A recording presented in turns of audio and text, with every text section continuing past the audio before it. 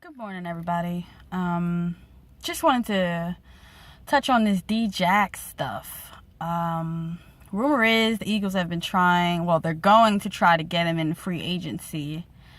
And the opinions are varied. A lot of people are saying, oh, it's going to be great. I can't wait for him to get back. And some people are saying he's not worth it. That would be a huge mistake. First of all, the mistake was letting him go in the first place when he was at the prime of his career, had the best season in his career, and Chip let him go. Now, yes, he'll be 31 by the end of the next season. His game is predicated on speed, and he might command a lot of money. However, this is the Eagles we're talking about. D-Jax didn't want to leave Philly. Like, he only left and was bitter because of Chip Kelly. And so Doug Peterson was here before Chip Kelly was here. He's an Andy Reid guy. D-Jax is an Andy Reid guy. He loves Jeffrey Lurie. Like, this was his city. Like, he was a king here. Yes, he had like attitude issues, like little prima donna sometimes, but I mean, he was a playmaker. And if we could get a veteran presence that we didn't have this year, because we were trying to sign Anquan Boldin and he's like 34. Like, if we can get D-Jax, trade away Aguilar, regardless of how he finishes the season, trade him away. We have D-Jax, Jordan Matthews, and then you draft a number one wide receiver, because Jordan Matthews is a solid, very solid number two. But he's not the guy that you're going to go to in the clutch when you need to win the game and you throw the ball up to him and he catches it. He's not clutch.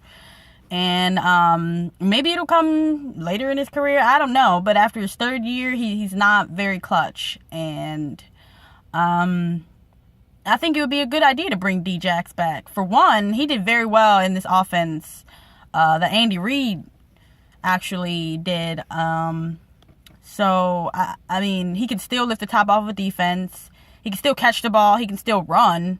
Yes, he's going to be 30, but, I mean, a lot of people are still doing very well in their 30s.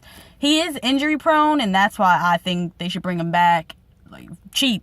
Like, if you want to play in Philly and retire an Eagle, you need to come back here cheap. You're going to be a complimentary piece. You're not the number one. You're not the main guy. And that's what he should get through his head. I really do hope they bring back D-Jax. I still relive that Miracle at the Meadowlands too. Like, I watch that video all the time. It gets me pumped. Like, just remembering it, it was so good. I miss D-Jax. And I am still lamenting the fact that Shady will never play in an Eagles jersey again.